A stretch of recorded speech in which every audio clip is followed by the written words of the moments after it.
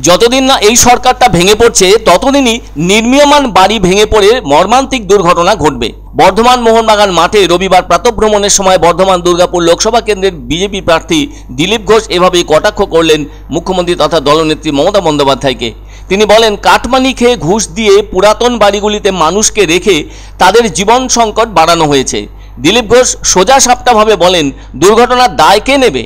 কটা টাকা দিলেই তো সব হয়ে যাবে। এই সরকারের হাতে কিছুই নেই, এরা কিছু করতে পারবে না, এভাবেই চলবে।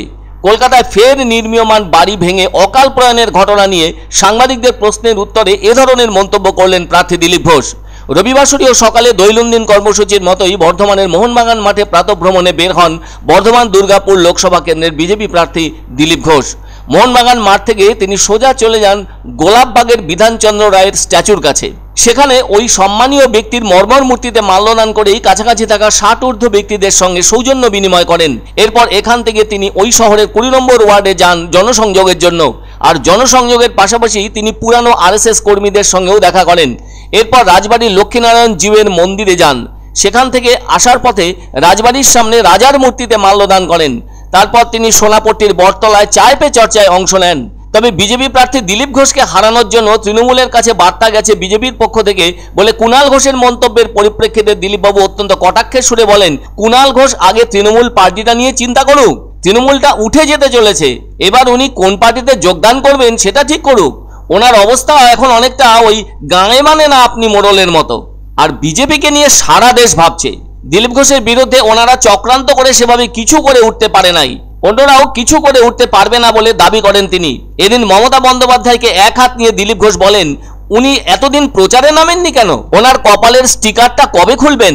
ভোটের আগে নাকি ভোট শেষ হওয়ার পর? ভোটের আগে চোট, এটাই ভোটের রেসিপি মমতা বন্দ্যোপাধ্যায়ের বলে কটাক্ষের সাথে বললেন বর্ধমান দুর্গাপুরের বিজেপি প্রার্থী দিলীপ ঘোষ। উল্লেখ্য, গার্ডেন নিচে নির্মীয়মান বহুতল ভেঙে দারুণ বিপর্যয়ের রেশ কাটতে না কাটতে উত্তর 24 পরগনার বিরাটিতে একটি নির্মীয়মান বাড়ির অংশ ভেঙে মাথায় পড়ে অকাল প্রয়াণ ঘটল এক মহিলার। ঘটনাটি ঘটেছে শনিবার দমদম পুরসভার 17 নম্বর ওয়ার্ডের ভেতরে থাকা শরৎচন্দ্র কলোনিতে। স্থানীয় কাউন্সিলরের যুক্তি, বিল্ডিং ভাঙেনি, ওই বিল্ডিং থেকে ইট খসে পড়েছে।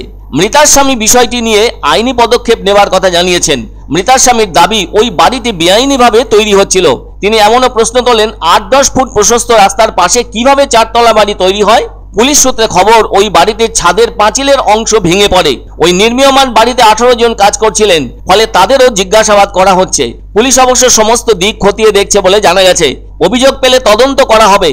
আর তাই বিজেপির বর্ধমান দুর্গাপুর কেন্দ্রের লোকসভার প্রার্থী দিলীপ ঘোষ ওই অবৈধ নির্মাণ প্রসঙ্গে সরকারের ব্যর্থতা এবং সেই সাথে কাটমানি খাওয়ার কথা জোরের সঙ্গে তোলেন।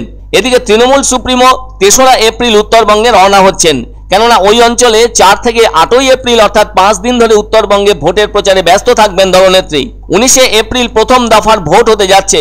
ওই দিন পশ্চিমবঙ্গে 3টি আসনে কোচবিহার, জলপাইগুড়ি ও আলিপুরদুয়ারে নির্বাচন আছে। আর এবার উত্তরবঙ্গে ঘাসফুল ফোটাতে মরিয়া রাজ্যের শাসক দল তৃণমূল কংগ্রেস। অন্যদিকে দিলীপ ঘোষ তার নতুন কেন্দ্র নিয়ে চিন্তিত থাকলেও কথাবার্তায় সেটা বুঝতে দিতে চাইছেন না।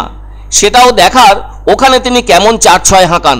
যতদিন না এই সরকারটা ভেঙে পড়ছে ততদিন বাড়ি ভাঙতে থাকবে। কারণ এই যে কাটমানি খেয়ে বা ঘুষ দিয়ে পুরোনো বাড়িতে লোককে রেখে তাদের জীবনকে সংকটে রাখা হয়েছে। এই যে দুর্ঘটনা হচ্ছে তার দায় কে নেবে? কটা টাকা দিলে হয়ে যাবে? এই সরকারের হাতে আর কিছু নেই, কিছু করতে পারবে না, এইভাবে চলতে হবে।